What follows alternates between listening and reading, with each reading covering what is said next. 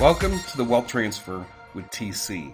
Today, I want to talk about the Social Security hack that has stolen billions of personal financial records of people who live here in the United States, which also includes your Social Security number.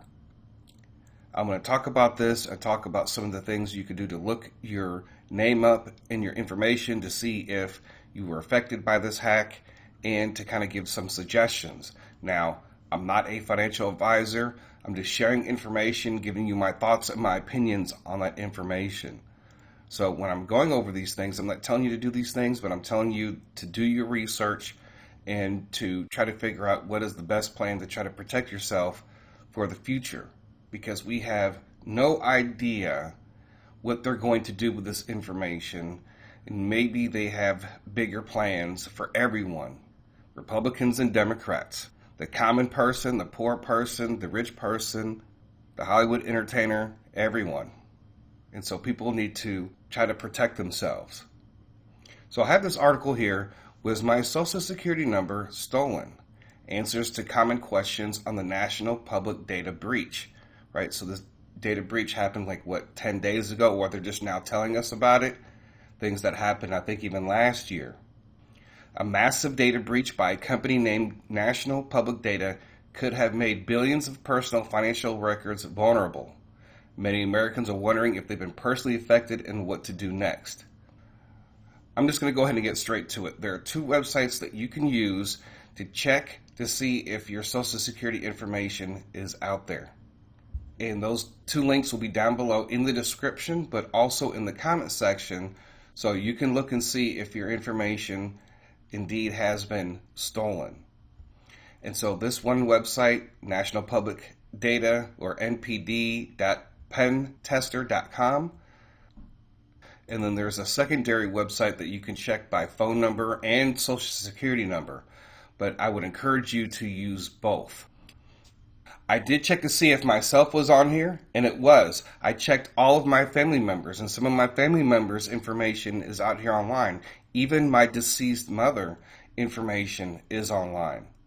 So now I'm concerned that even somebody could use my deceased mother's information to try to get loans or money or whatever the case. I checked all my nieces and nephew who were under 18. None of their information was taken. Right, but you should, if you have children, you should check your children. If you have deceased loved ones, then you need to check to see also if their information is online. Now, if you have an estate or you're tied to an estate that is tied to a Social Security number, you definitely want to look that information up too as well. And so there are a couple of things that I'm thinking about doing, and that's one, just changing my email altogether, especially from all my financial information. If these hackers have your Social Security number and then they have your email, right, then they can verify certain things if they're calling in to a company, if you understand what I mean. That's very important that you consider changing your email if your information is out there.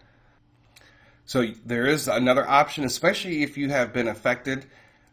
According to the information here, and I don't know concerning this hack if every single person in the United States is eligible for this, but you would think that they would and say, hey, come in and get a new Social Security number. And of course, that's going to affect a lot of things financially, right? But the Social Security Administration does allow you to change your TIN number, but only under limited circumstances, such as identity theft or if your safety is in danger.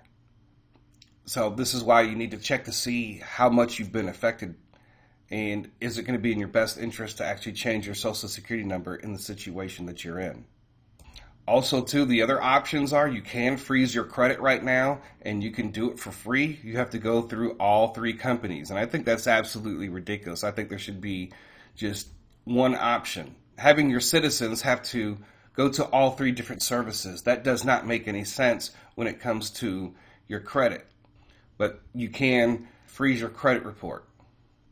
Now, many of you have heard of LifeLock before, and there are actually a number of different identity theft protection. I'm not going to suggest any one right now. So you can search on Google like Best Identity Theft Protection 2024 and do your research. There's about 5 or 6 really good companies, and I'm not sure about LifeLock. There's a lot of different opinions on the different services. You can also do your research on YouTube. Of course, some of these people are probably promoting whatever product that they are recommending to buy. And one of the things that's on my mind about this is, what are they going to use all this information for? And there's some things that I may bring about later, but we have talked about financial institutions being on fire, and maybe this is leading up to that. If you guys remember the video that I did back in November of 2022, we talked about some of the prophetic things that were going to happen to the financial system, right? Financial institutions being on fire.